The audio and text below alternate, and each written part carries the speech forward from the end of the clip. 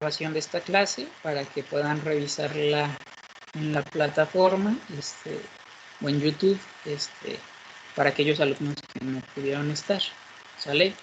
Hablando de la logoterapia, chicos y chicas, pues hablamos de la tercera escuela, ¿no? De la tercera escuela de psicología dentro del país de Viena, Austria, ¿sí? ¿Quién recuerda cuáles son las otras dos escuelas o las otras dos principales escuelas de psicología en Austria, Viena? Ya las vimos nosotros en las teorías de la personalidad 1. ¿Quiénes son, chicos y chicas?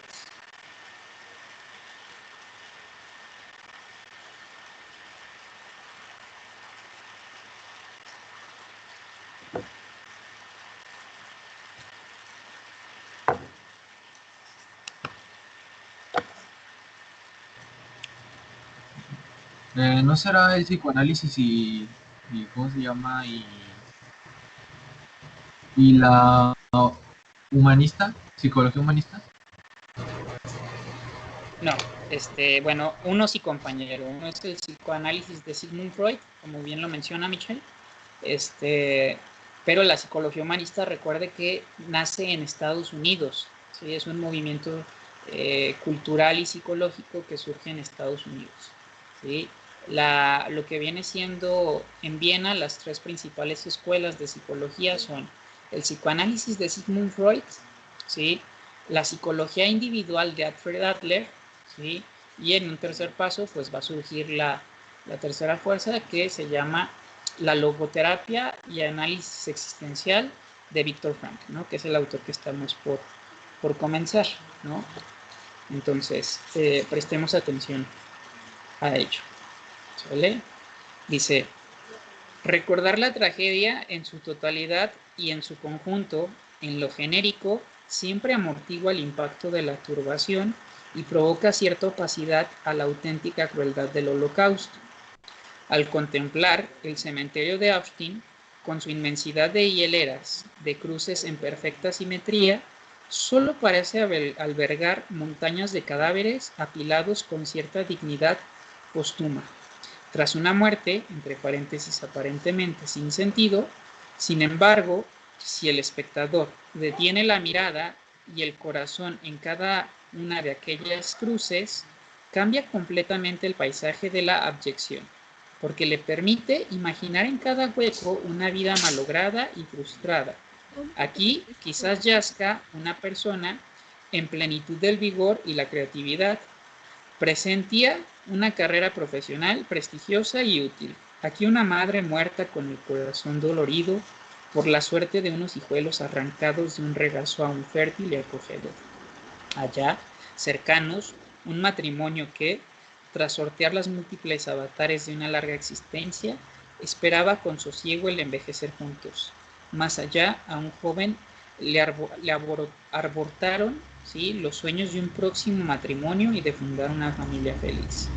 Más allá, todavía el cuerpo inerte de un niño o una niña que aún parece conservar helada una sonrisa ingenua nacida de una vitalidad en expansión. Si se suma el conjunto de ese dolor oculto y escondido, más la ignominia, se obtiene el genuino sufrimiento y la barbarie de los campos de concentración.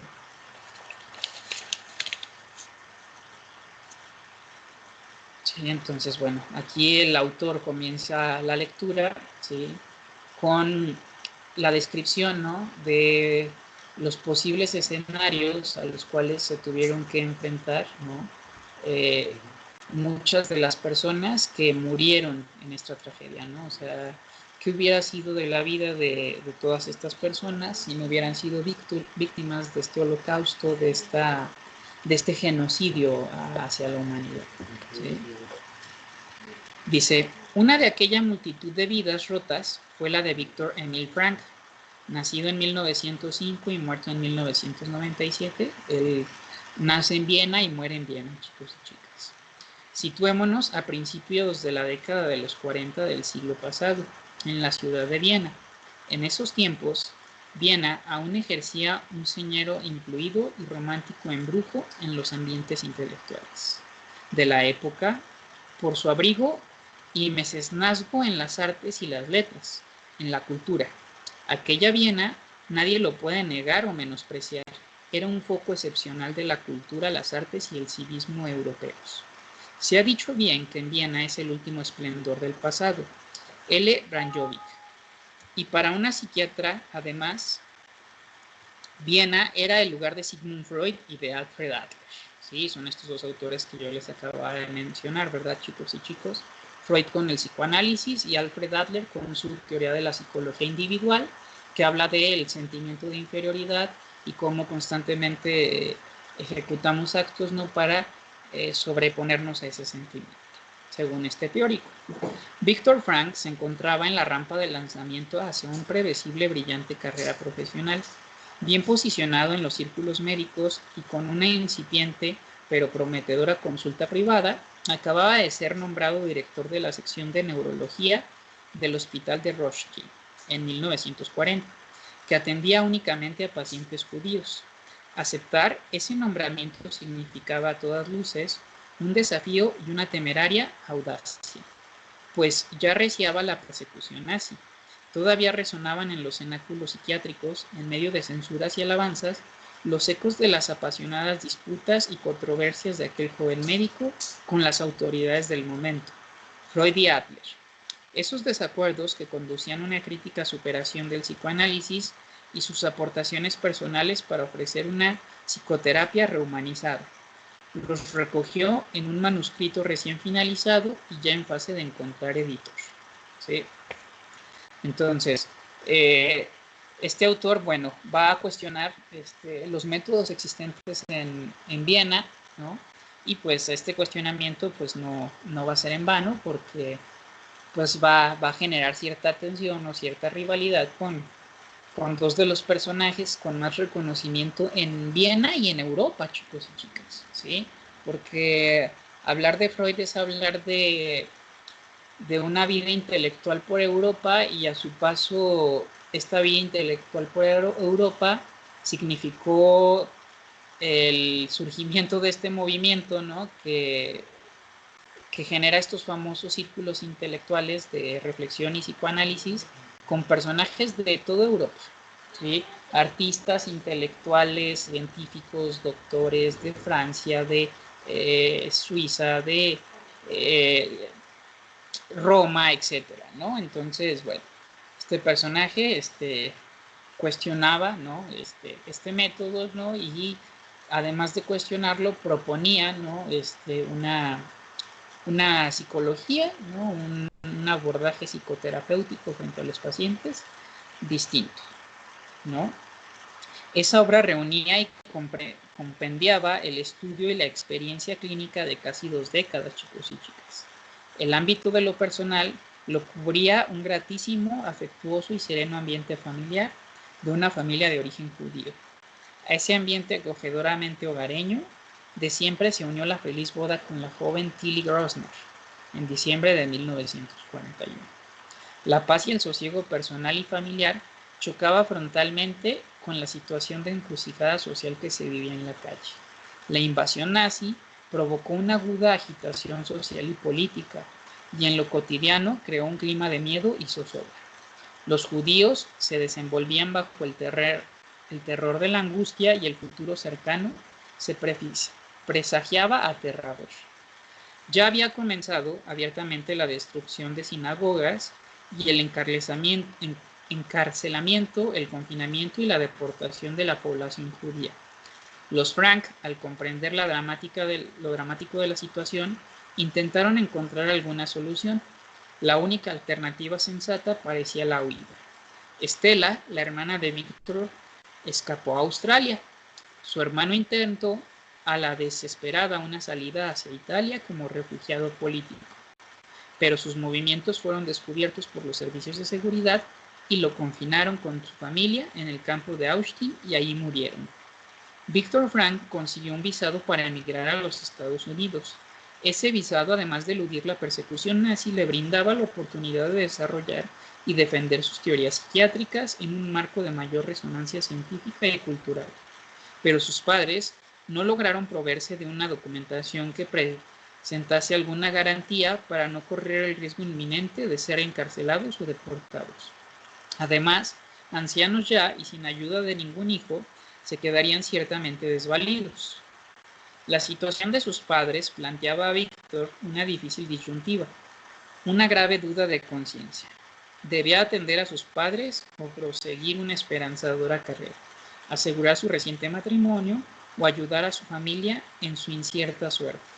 El visado ofreció un camino exitoso en lo profesional y en lo personal, pero en Viena quedaba el inminente y seguro riesgo de la deportación de sus padres a un campo de concentración. Desconcertado e indeciso, salió a caminar un rato con la intención de solucionar el dilema. El vagar errante le condujo hasta la catedral de San Esteban. Mientras en el interior se escuchaba música de órgano, le pareció un lugar propicio para reflexionar, pero permaneció aproximadamente una hora, sosegado por la paz del ambiente, pero con un íntimo desasosiego. ¿Sale? Entonces, de entrada, chicos y chicas, bueno, es importante que vayan analizando, ¿no? La importancia, ¿no? O sea, de todos estos eventos, de todos estos aconteceres, donde, bueno, de entrada en Viena, como les había mencionado, era cuna, ¿no? De un bagaje cultural, artístico, intelectual en lo académico, ¿sí? Donde este personaje se desarrolla, es un personaje que va a tener una infancia placentera, ¿no? En comparación de otros autores que hemos visto que sus infancias han sido bastante desafortunadas en muchos sentidos, ¿no? Pero por otro lado, este personaje en el auge, ¿no? De su vida profesional, pues va a vivir literalmente un infierno, ¿no? Un infierno que va a ser protagonizado pues por el nazismo y por este famoso holocausto, ¿no? Que culmina con el desastre, ¿no? Humanitario y el genocidio de tantas personas en la Segunda Guerra Mundial, ¿vale? Entonces, y además de ello, este personaje, como les acabo de leer, se encontraba frente a la posibilidad de salvar su pellejo, ¿sí? Irse a Estados Unidos y vivir una vida en paz, ¿sí?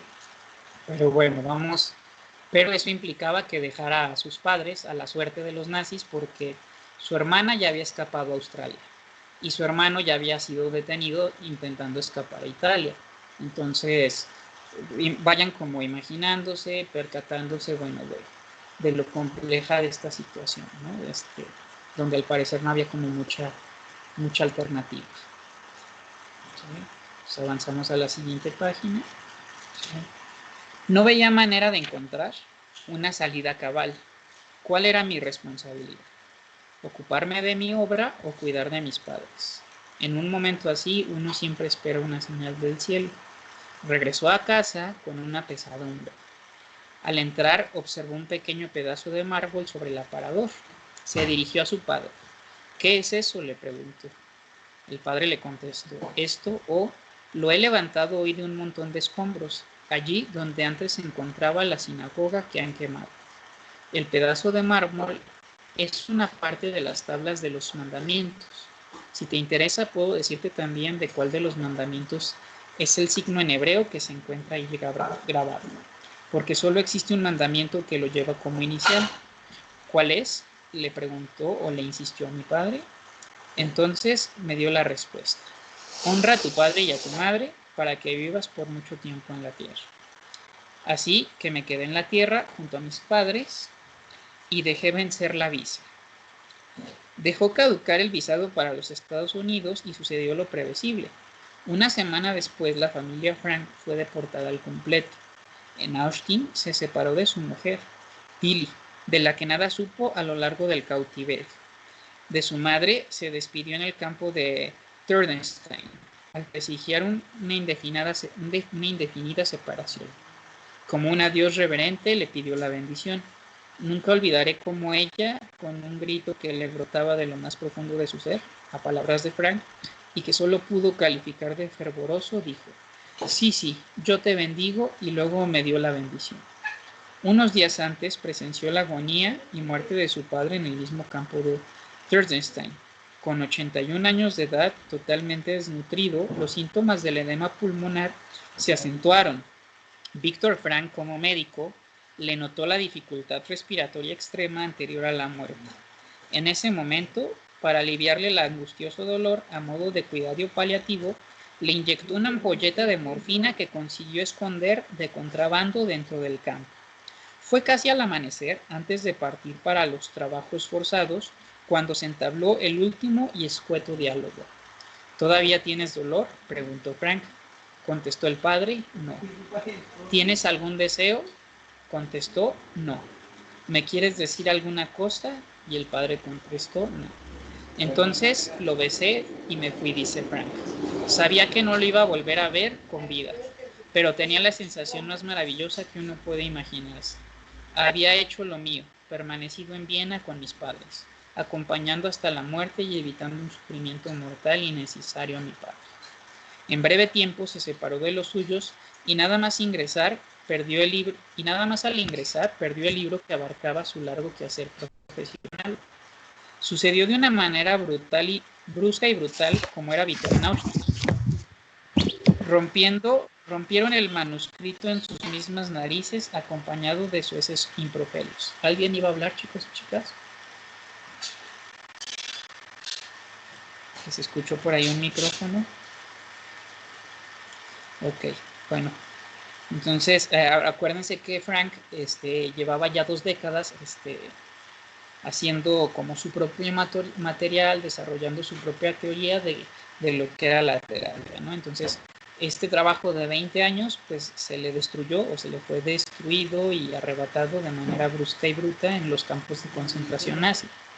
Unos minutos después de este hiriente incidente, le obligaron a deshacerse de sus ropas y a cambio recibió los harapos de un prisionero que había sido enviado a la cámara de gas, nada más por poner los pies en la estación de Auschwitz. En vez de las muchas páginas de mi manuscrito, encontré un bolillo de la chaqueta que acababan de entregarme en una sola página, arrancada en un libro de oraciones en hebreo, que contenía la más importante oración judía, el Shema Israel. ¿Cómo interpretar esa coincidencia, sino como el desafío para vivir mis pensamientos en vez de limitarme a ponerlos en el papel?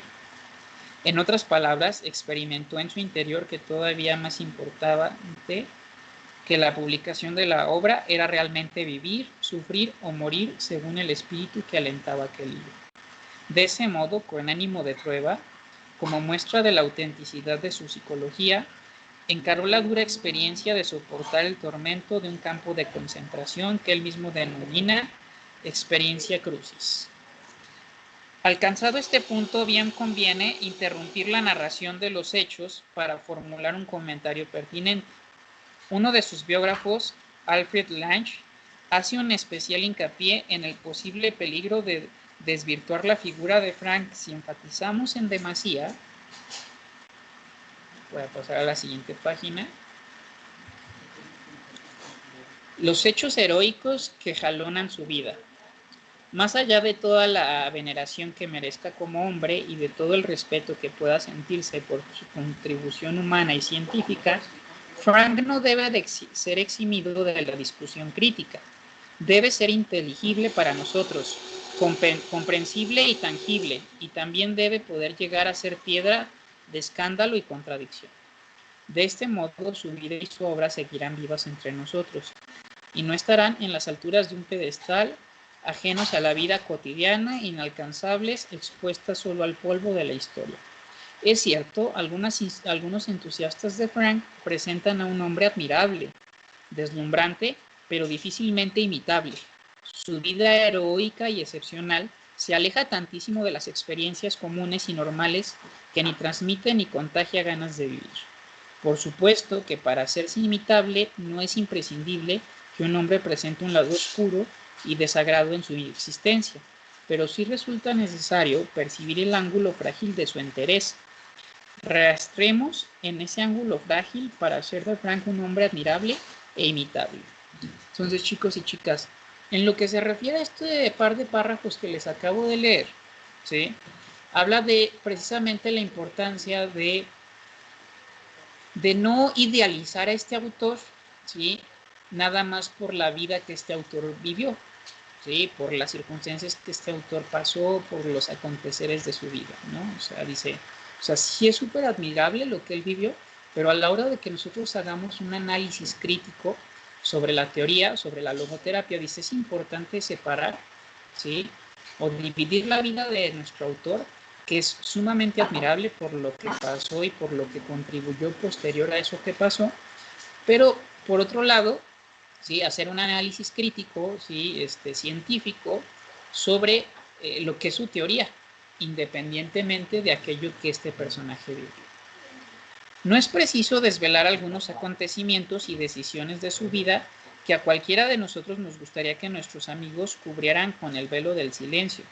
Nos basta y nos sobra con su sincera confesión a Haldon Kimber, otro de sus biógrafos, reconociendo que en la juventud sufrió una larga crisis de nihilismo existencial y que en todas las temporadas de su vida vivió de acuerdo a sus principios. Nada más ingresar en Austin, tras el incidente de la ruptura del manuscrito, le invadió la amarga sensación de que nada suyo le sobreviviría. Ni un hijo físico ni un hijo espiritual. Esa turbadora sensación, más el presentimiento de las atrocidades por venir, le arrastraron hacia la idea del suicidio como liberación.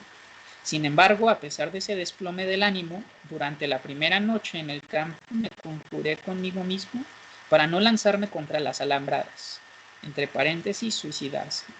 No resultaba tan difícil, en Austin, tomar la decisión de no lanzarse contra las alambradas. En el fondo, tampoco tenía mucho sentido suicidarse, pues considerando con objetividad las circunstancias y aplicando un simple cálculo de probabilidades, el prisionero medio le quedaban muy pocas expectativas de vida. El prisionero, como fruto del shock del internamiento, miraba a la muerte con un cierto desdén, con un horror atenuado y soportable, pues infundía un mayor pavor enfrentarse con aquella atrocidad de la vida. Aquí hacía como referencia a que frente al campo de concentración, las situaciones más desalentadoras no era el suicidio, o la muerte, ¿no? En las cámaras de gases, o perder la vida por alguna situación, porque las condiciones en las cuales tenían a los prisioneros, cautiverios, eran sumamente deplorables, y las vamos a ver en estos momentos. Una vida lastimera que los convirtió en unos pellejos de hombres, cuyo único y exclusivo horizonte se limitaba a salvar el pellejo. Extenuados, consumidos, hartientos, atestados de piojos, con edemas, enfermos, continuamente helados, con hambruna, estas condiciones disculpan algunos comportamientos. Con un hambre atroz, yo mismo una vez saqué, escarbando en la tierra congelada, un pequeñísimo pedazo de zanahoria con las uñas. En Countering no me desnudé. En invierno también dormíamos sobre el frío suelo con los zapatos puestos, sobre el piso de los barracones. Recuerdo cuando disfrutaba de cada pequeña ración de calor. No tenía tiempo para ir a las letrinas, así que solía orinarme encima de la ropa y aprovechaba el calor que aquello me proporcionaba después de haber trabajado en el exterior, donde hacía un frío terrible. Incluso en la cola del rancho me orinaba encima como si escupiera en él té caliente. Esa desgarradora situación también explica los profundos decaimientos del ánimo. Frank cuenta que en el campo de Kaufering 3 le canjeó un cigarro por una sopa aguada, pero con un aroma a caldo, a su amigo Bechner, futuro actor de televisión. Mientras las tomaba a sorbos, me hablaba insistentemente, tratando de convencerme de que superara el estado de pesimismo que padecía en esa época. Este era un sentimiento básico que pude observar en otros prisioneros y que llevaba irresumiblemente al autoabandono y en mayor o menor tiempo a la muerte. Otra vez la desesperanza, con la muerte como escape, inundó al psiquismo de Viktor Frankl, y tiempo después reconoció que Bechner en aquella ocasión le salvó la vida. Y otra vez se sobrepuso, es más, todavía letargados en su interior, le quedaron arrestos suficientes para reconstruir el manuscrito, perdido el día del ingreso en Auschwitz. Sucedió cuando se encontraba en el pabellón de enfermeros de tifus del campo de Turkey. La alta fiebre podía provocar delirios y sucumbir al delirio. Y sucumbir al delirio era señal inequívoca de una muerte cercana. Para intentar sustraerse a los delirios, aprovechando la excitación febril y el agudo estado emocional, Frank luchaba para permanecer despierto y durante 17 noches punteaba en unos diminutos trozos de papel, a oscuras y taquigráficamente, las palabras claves de aquel libro confiscado por los guardias de Auschwitz. Esperaba que aquellas notas le sirvieran de guión para rehacer el libro si alguna vez era liberado. Entonces, chicos y chicas, hasta aquí quiero que, vayan haciendo un análisis, vayan percatándose, vayan sintiendo qué les provoca estas confesiones, esto que vivió nuestro autor, ¿no? Estando en el campo de concentración, ¿no? Orinarse para poder sentir calor, ¿no? En ese frío, pues europeo, ¿no? Que es tan helado, que es tan duro, ¿no? Y la liberación llegó el 27 de abril de 1945, pero con toda la ansiada liberación no acabaron los sufrimientos. Se encontraba físicamente exhausto, psicológicamente quebradizo, necesitaba un cierto tiempo para cursar el tránsito hacia una vida normal tras los varios años de tensión almacenada y reprimida. El último día que permaneció en Múnich, antes de iniciar el regreso a Viena, se enteró con detalle de la muerte de su madre. No pasó la primera selección al ingresar en el campo de Birkenau y entró directamente en las cámaras de gas 4 días después de la despedida y la entrañable bendición en el campo de Theresienstadt. Pocos días después, confirmó su atormentada sospecha. Su mujer, de apenas 25 años, dejó la vida en Bergen-Belsen unos meses atrás. La afligida añoranza de su mujer despertó en Frank otro inhumano recuerdo. Al ingresar en el campo, su esposa estaba embarazada. Los nazis no permitían dar a luz a las mujeres judías, por eso fue forzada a abortar. Antes de consumarse el aborto, su mujer y él decidieron dar nombre a la criatura, Harry o Marion, según hubiese nacido hombre o mujer. De ahí la aparentemente enigmática dedicatoria de su libro Psicoterapia y Humanismo para Harry o Marion, que no han nacido todavía. La delicada salud y el decaído estado de ánimo malamente soportaron las crudas noticias y los sombríos recuerdos. Frank sintió tocar fondo afectivo y contempló de nuevo la posibilidad del suicidio. Hasta el mes de agosto no llegó a Viena. En un rápido análisis de la situación, el balance era aterrador y desalentador. Sin familia, sin hogar ni cobijo, sin dinero, sin trabajo, casi sin conocidos, la mayoría de sus amigos no volvieron de los campos, y los pocos que regresaron se hallaban en idénticas condiciones de precariedad. Algunos de los que se habían permanecido en Viena y podían tenderle una mano empezaban a caer en desgracia por su pasado pronazi. Nada tenía, tan solo la sombría pesadumbre de la soledad más absoluta. Fue a desahogar su desamparo, su desesperado corazón con un amigo y vecino, Paul Polak. Con él, al contar la muerte de sus padres y de su esposa, la pena contenida se desbordó y lloró durante interminables horas. Al atardecer se le ocurrió visitar al doctor Tuchman, por si aún le quedaba algún margen de maniobra para recomendarle con algún trabajo. Tuchman, con realismo, le advirtió que las posibilidades eran remotas y lejanas. No obstante, prometió tomarse el asunto con todo el interés. Frank se derrumbó de tal forma que otra vez le rondó como mosca pegajosa la idea del suicidio, o al menos se aferró al sueño nostálgico de una pronta muerte espontánea. A pesar de todo, decidió posponer el suicidio hasta terminar el libro que intentó reescribir en Auschwitz. La tarea resultó más sencilla de lo previsible porque Paul Polak guardaba la copia del manuscrito que Frank le había entregado en custodia, junto a otros útiles y recuerdos familiares, la noche anterior a su deportación. Entre aquellos apuntes taquigráficos del campo y la copia de los manuscritos, pronto acabó la redacción definitiva de Psicoanálisis y Existencialismo, que es este libro que su compañero había guardado y este libro que él mismo intentó reconstruir, entonces nada más lo complementó. También encontró un puesto de neurólogo inicialmente provisional que le procuró los recursos mínimos para alquilar una habitación y sobrevivir. Además, conoció a Eleonor Catharine Schmidt, una enfermera de ojos vivarachos y de una dulzura engatusante. En resumen, Frank cobraba pausadamente vigor físico y psíquico, pero aún le faltaba un último esfuerzo para guardar las penas en duermevela entre las entretelas profundas de su intimidad.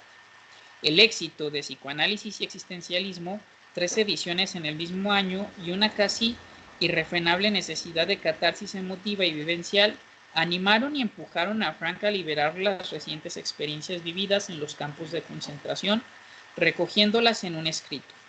Conviene retratar la escena. Debemos retroceder a una Viena sumida en la pobreza y afanada en la tarea de la reconstrucción. Diciembre de 1945. Frank vive en una habitación con unos pocos muebles cochambrosillos, luz escasa y con las ventanas cerradas con tablones a falta de cristales. Con la salud aún por recomponer por el deterioro del cautiverio y con la afectividad a flor de piel, en un estado de intensa emoción por lo cercano de la traumática experiencia y la fuerte conmoción por la pérdida de sus seres más queridos, recorre con pasos rápidos la habitación de extremo a extremo y trabaja en un ritmo frenético, formulando y reformulando las frases con minuciosidad monocal hasta dar con la palabra correcta y adecuada. Por turnos, 3 mujeres transcriben taquigráficamente aquel torrente de pensamientos dictados por Víctor Frank. Tan solo se paran cuando cae un rendido e impotente en una silla, sollozando y sollozando. Las taquígrafas respetan discretamente aquella erupción de emociones y sufrimientos. En 9 días la obra está concluida. ¿Sale, chicos y chicas? Entonces,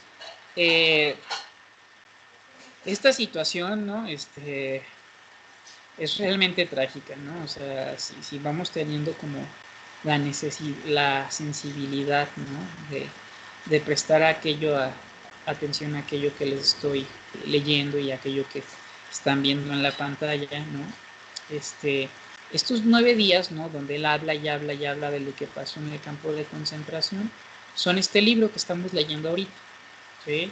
Bueno, este es el prefacio de este libro que estamos leyendo ahorita, pero este libro va a surgir de esta explosión catártica de 9 días que va a tener Víctor Frank. La historia de este libro es sorprendente y apasionante. Apareció por primera vez en 1946 con el título Un psicólogo en un campo de concentración. La primera edición, de pocos ejemplares, se vendió con soltura. A tenor de las ventas, enseguida se publicó una segunda edición, pero esta no tuvo el eco esperado y la mayoría de los ejemplares acabaron en saldos o en las guillotinas. Frank habló con su editor Deutig sobre ese sonoro fracaso. Deutig, para animarle y también para mostrarle los itinerarios caprichosos de ciertos libros, le contó el azaroso camino del hito del psicoanálisis, la interpretación de los sueños, que también pertenecía a su fondo editorial. En 1900 se había publicado una primera edición de 1000 ejemplares. 100 se habían destinado a reseñas y por tanto solo 900 ejemplares habían salido a la venta. Estos habían tardado en venderse 10 años. En un primer momento el libro no había tenido éxito comercial, pero se ve que los lectores les había gustado el libro y ellos mismos los habían promocionado boca a boca. A pesar de la decepción de la publicación en alemán, la obra de Frank se tradujo al inglés con escasísimo éxito, 1955 y 1959, bajo el título Desde el campo de la muerte al existencialismo. Solo se vendieron unos cientos de copias hasta el punto que la Bacon Press lo catalogó como un libro enfermo, lo cual significaba en el argot editorial que se trataba de un libro sin posibles lectores. Con esos antecedentes, el profesor Gordon Allport en 1961 pidió a Govin Stein, director del Bacon Press, que se hiciera cargo nuevamente de la publicación del libro. A regañadientes, la Bacon Press consideró prudente no enfadar a su autor estrella por aquellos tiempos y se comprometió a editarlo con la condición de que Frank añadiera a su relato autobiográfico una breve exposición de las nociones básicas de la logoterapia y del análisis existencial. De esta forma, el libro salió del mercado editorial con el nuevo título El hombre en busca del sentido. El éxito de esta edición resultó arrollador, hasta el punto de convertirse en un modelo de las futuras ediciones, incluso de las traducciones a otros idiomas y de hacer olvidar el título original del libro. En el año de 1963 se encargó de la Washington Square Press de la edición tipo libro de bolsillo con el nuevo título. Y a pesar de seguir ignorado por los grandes periódicos y revistas, los lectores comenzaron a recomendar el libro uno a otro. Chicos y chicas, no sé si recuerdan que yo les había mencionado que Gordon Allport pues tronaban sus cacahuates en Estados Unidos, ¿no? El autor que vimos en la semana número 1, ¿sí se acuerdan de esa parte? ¿No? Pues Gordon Allport tuvo una gran influencia para que la logoterapia fuera conocida por el mundo, ¿no? Este autor de la psicología, ¿no? De la personalidad, ¿no? Este teórico sobre la personalidad. Y a partir de este momento se consumó como un rutilante éxito editorial. Lisher Goodman, catedrático de Psicología General y Experimental de la Universidad de Viena, registró en 1986 149 ediciones de El hombre en busca del sentido, en más de 20 idiomas y con unas ventas brutas superiores a los 3 millones de ejemplares. En 1992, Frank afirmó que en Estados Unidos esa obra superaba los 9 millones de ejemplares vendidos en 79 ediciones. La historia de este libro es ejemplarizante y paradójica de la relatividad del éxito, de un libro enfermo a ser declarado por la Library of Congress en Washington como uno de los 10 libros de mayor influencia en América, de ser tratado con cierto desaliño y silencio en las asociaciones y revistas científicas, hasta ser catalogado por Carl Jaspers como uno de los pocos grandes libros de la humanidad. Una opinión similar ya había sido aventurada por el profesor Allport en el prólogo de aquella primera exitosa edición. Recomiendo calurosamente esta pequeña obrita, por ser una joya de la narrativa dramática centrada en torno al más profundo de los problemas humanos. Su mérito es tanto literario como filosófico y ofrece una precisa introducción al movimiento psicológico más importante de nuestros tiempos. Aunque quizás las últimas palabras supongan más una lisonja merecida que un juicio científico, no obstante, justo es reconocerlo, el hombre en busca del sentido merece ser incluido en el catálogo de las obras clásicas que componen el patrimonio intelectual de la humanidad, tanto por la belleza de su literatura como la profundidad de su análisis psicológicos, pero especialmente por la sutileza de su acertado humanismo al describir con precisión y ternura la capacidad de bondad o maldad que cabe en el corazón del hombre. En la libertad humana, la narración de una vivencia salvajemente dramática adquiere, por la mesura del juicio y la livianidad de la pluma, un insólito e inusual tono de comprensión y ternura. Narra los acontecimientos con la imparcialidad de un simple testigo, jamás en tono de juez. Vale la pena leerlo todavía, porque no destila ni una gota de resentimiento o del espíritu de venganza, y ni siquiera del sadomasoquismo habituales en este tipo de literatura. En realidad, para un intelectual, El hombre en busca del sentido es un libro capaz de colmar la obra de toda una vida y labrarla en hornacina en la galería de la historia. ¿Sí? Entonces, chicos y chicas, hasta aquí, bueno, avanzamos, ¿no? Y seguimos ahorita avanzando, nos quedan pocas páginas, ¿no? Pero fíjense la influencia, ¿no? Del ambiente cultural, ¿no? Del contexto humano para que podamos desarrollarnos, ¿sí?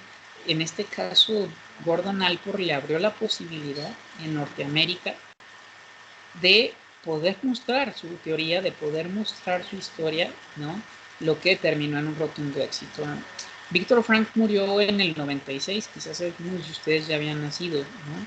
Víctor Frank, si no me equivoco, para el año 92 vino a Guadalajara a dar una conferencia, ¿no? Entonces, bueno, fue un hombre que pudo sobreponerse, ¿no? a lo traumático, diría yo, a lo dramático, ¿sí? Como si fuera una obra, una tragedia griega, la que vivió este personaje. La apasionante trayectoria del libro nos oscureció la no menos la apasionante trayectoria del libro no oscureció la no menos apasionante vida de su autor. Retomamos los hechos en aquella lúgubre habitación en que dictó El hombre en busca del sentido en diciembre de 1945. Por mediación del Dr. Tuchman, recomienza su actividad profesional en la sección de neurología del Policlínico. Este trabajo precario le permitía la raquítica holguera económica como para pasar poco a poco del alquiler de la habitación al piso entero, también para ir soñando en la boda con Eleanor Catarina. ¿Se acuerdan? Esta chica que se lee en las primeras páginas, esta enfermera con quien se termina casando, que se celebra a mediados de 1947. Al año siguiente obtiene la cátedra de Neurología y Psiquiatría en el Ateneo Vienés y a continuación se doctora en Filosofía. A partir de la década de 1950, la actividad y el prestigio profesional de Víctor Frank en Austria y en bastantes países centroeuropeos crece de manera gradual y paulatina. Contribuye a la expansión de ese prestigio, tanto profesional como personal, el rápido éxito de su libro Psicoanálisis y Existencialismo, su fama de conferencista ameno y ocurrente y su gallarda y justa postura en no admitir la teoría de la culpa colectiva, aunque el mantenerla le cuesta soportar fuertes presiones de grupos influyentes. Ese clima de figura controvertida apoya la notoriedad que le aporta su docencia en psiquiatría y neurología en la Universidad de Viena. En la década de 1960, el nombre de Víctor Frank adquiere resonancia mundial, tanto a nivel científico como aceptación por parte del gran público. Esa explosión de su figura se debe, entre otros factores, al seminario que imparte en la Universidad de Harvard en 1961 sobre los fundamentos antropológicos y la práctica y técnica clínica de la logoterapia, aceptando la invitación del profesor Gordon Allport. El proceso de la invitación a este seminario esconde una historia de amistad sincera. Frank tenía por costumbre enviar en deferencia a su antigua amistad y magisterio un ejemplar de todas sus publicaciones a Rulfo Allers. Exiliado en los Estados Unidos, Allers jamás contestaba a estos envíos. Sin embargo, remitía esas publicaciones al profesor Allport, que en aquellos momentos gozaba de un inestimable prestigio nacional e internacional. Por la lectura de esas publicaciones, Allport conoció el talento científico de Frank y lo invitó a su famosa cátedra. Aquel seminario representaba un punto de inflexión en la definición del pensamiento y las obras de Víctor Frank. Por sus aportaciones psicológicas y su bien ganada fama de orador profundo y ameno, se convierte en un conferenciante reclamado en todo el continente y en diversidad de foros. A partir de esa época, los datos documentados de su currículum resultan abrumadores. 30 libros publicados, casi todos traducidos, al menos a 4 o 5 idiomas, 175 visitas a distintas universidades de 34 países, alienta, atiende y preside los nacientes institutos y fundaciones sobre logoterapia que se erigen en países de los 5 continentes.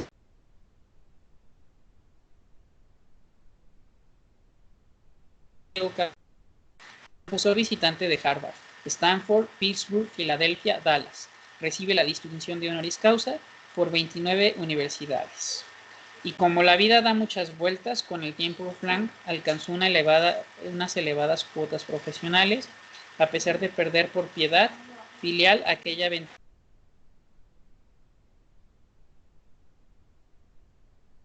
encrucijante asentida. Y vamos. Evidentemente el campo de concentración fue mi real prueba de madurez. No estuve obligado a presentarme. Hubiera podido escapar de ello y emigrar a tiempo a Norteamérica. Hubiese podido desarrollar la logoterapia en América, pudiendo cumplir con la misión de mi vida. Pero no lo hice y llegué a Austin. También Su vida puede quedar desbaratada en cualquier rincón de cualquier campo, pero aún así supondría un buen salario existencial como recompensa del cumplimiento de los deberes de hijo. Frank suele contar la historia de Janusz Korczak, el doctor polaco que dirigía un orfanato en Varsovia. Korczak no es un tipo muy conocido, aunque está representado en una conmovedora estatua en Yad Vashem, en Jerusalén. En 1942 deportaron a sus huérfanos al campo de Treblinka y a Korczak le ofrecieron la opción de quedarse. Desestimó la oferta y subió al tren que los deportaba, con 2 pequeños huérfanos en sus brazos, mientras le contaba historias alegres. Lo mataron por solidaridad con los huérfanos. En este caso, ese gran hombre no sobrevivió a causa de su sentido de la vida. Murió por él. Otros héroes reales fueron asesinados por defender a un compañero o por ocupar el lugar de otro recuerdo en la fila, de otro recurso en la fila, o por negarse a cumplir una orden de la SS para agredir a otra persona o por dar un trozo de pan a un niño hambriento. En cualquier caso, los prisioneros lo sabían muy bien. Los mejores de entre nosotros no regresaron de los campos. Austin todavía reforzó en Frank otra convicción, en forma de lección existencial, el valor madurativo del sufrimiento aceptado. El meollo de esa enseñanza se refleja bellamente en la película La lista de Schneider. Schneider y el oficial alemán del gueto parten desde la misma ambición desmedida y sin escrúpulos, con los mismos deseos de enriquecerse sin reparar en ningún medio, lícito o ilícito, humano o cruel. Los dos entran en contacto con la misma cruda realidad de sufrimiento de los judíos, comercian con las mismas personas y cometen idénticas barbaries. La cercanía de ese sufrimiento al oficial, le endurece el corazón hasta niveles inhumanos, mientras al otro, a Schneider, se le ablanda y enternece. No es el sufrimiento en sí mismo lo que hace madurar al hombre, es el hombre el que le da sentido al sufrimiento. Al final de la película, entre dramático y teatral, Schneider grita arrepentido por no haber salvado otra vida, una vida más. Daría cualquier cosa por salvar una sola vida. Las enseñanzas caudajas en el sufrimiento se conmueven y compadecen ante el dolor de una persona, de cualquier persona. No es el horror del holocausto en su conjunto, es la suma incontable de millones de ilusiones truncadas, de amores vacíos, de dignidades abatidas, de tormentos sin sentido, lo que conmueve a los hombres curtidos en el sufrimiento. Y no fue un hombre, fueron millones, aunque las cifras vacilan según las distintas fuentes. Los autores coinciden en señalar que el número de no judíos muertos es superior al de los judíos. No obstante, se puede afirmar con rotundidad y justicia que el holocausto fue una persecución contra los judíos, pero también perecieron católicos, cristianos, musulmanes. Frank lo explicaba de una manera clara y concisa, como solo decir no todas las víctimas fueron judías, pero todos los judíos fueron víctimas. No es lo mismo, por supuesto, ser católico que judío. Sin embargo, en homenaje a todas las víctimas, nos resulta fácil descubrir un punto de encuentro. Ambos le rezamos al Dios de Abraham, pues al Dios de Abraham, rico en misericordia, que devuelve bien por mal. Humildemente le suplico que fecunde el bien que alimenta la lectura de este libro y se digne a conocer una nueva primavera de paz a esta atribulada humanidad. José Benigno Freire, profesor de la Psicología de la Personalidad, Departamento Educativo, Universidad de Navarra. Muy bien, chicos y chicas. Este es el prólogo, ¿no? El prefacio, perdón, de lo que es un poco de la historia de este personaje, ¿sí? La siguiente semana, chicos y chicas, dentro de los escritos que ustedes tienen que leer está este libro, ¿sí? Este libro, pero en internet solamente se encuentra un PDF, que es una versión más viejita, y entonces no viene este prefacio. Por eso es que yo decidí que el día de hoy, pues, esta clase la dedicamos a la lectura, ¿sí? De este prefacio, ¿sí? Por la reflexión que hace de este autor, ¿no? Porque nos habla de su biografía, en parte, porque nos habla de reflexiones, ¿no? Reflexiones emocionales, sobre lo que representa o significa esta esta atrocidad, ¿no? Esta situación tan desagradable, ¿no? Que vivió como la humanidad, ¿no? Entonces, sí es muy importante, bueno, tomar en cuenta ello, ¿sí? Y partir de estas reflexiones, ¿no? Por ahí, si tienen la oportunidad esta semana de ver películas como El niño de la pijama de rayas, como La vida es bella, ¿no? Esta película italiana, ¿sí? En el otro grupo un compañero de ustedes me hablaba de un documental que también está en YouTube, ¿no? Que habla de estos escenarios, ¿no? Porque eso nos va a facilitar, ¿sí? Nos va a permitir quizás poder comprender de una mejor manera, ¿sí? Lo que es esta teoría, ¿sí? Lo que es esta teoría eh, psicológica, ¿no? Que va a hablar, ¿no? Sobre el sentido de la vida, sobre darle sentido al sufrimiento y pues vaya que este personaje sufrió, ¿no? Sufrió bastante y no la pasó por buenos momentos, ¿no? Del 42 al 45 de 1900, ¿no? Entonces, este, quiero que chicos y chicas el día de hoy, de tarea, ¿no? Para iniciar la clase del día de mañana, eh, comiencen, ¿no? A anotar, ¿no? Si quieren volver a leer este escrito que les acabo de pasar, qué sensaciones, emociones les genera, ¿no? Haber escuchado esta lectura, volver a leer esta lectura, ¿no? Sí les invito, ¿no? a que lean este libro. Es un libro muy reconocido a nivel mundial y es un libro que nos invita a reflexionar sobre este evento trágico, ¿no? que forma parte de la humanidad, ¿no? Y en ese sentido, hay reflexiones muy nutritivas, sobre todo en la parte de la historia de Víctor Frank, ¿no? Este libro se divide en dos, ¿no? Hay una segunda parte de este libro, que es la que les leí, que le pidieron la editorial la franquiciera. Hay un apéndice, ¿sí?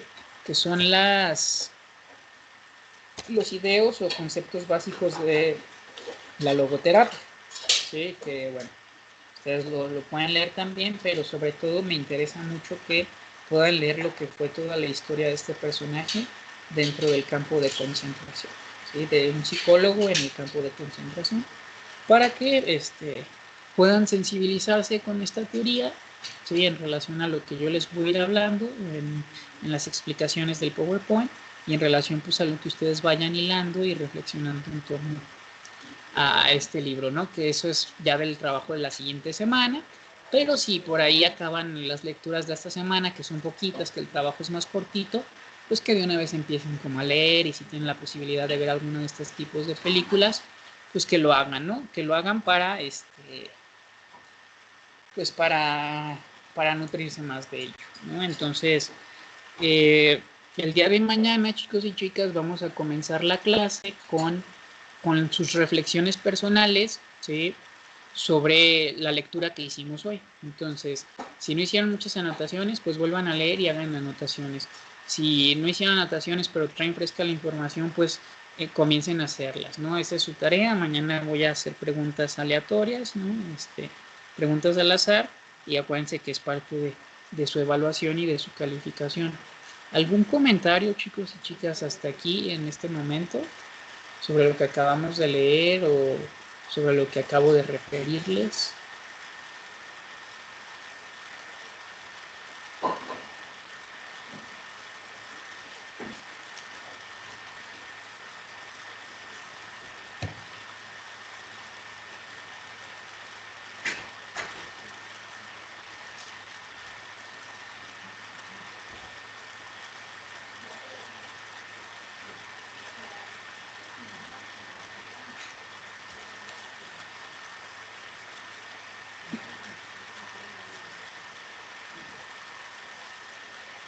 Los demás, chicos y chicas, me contestó Jennifer, Frida.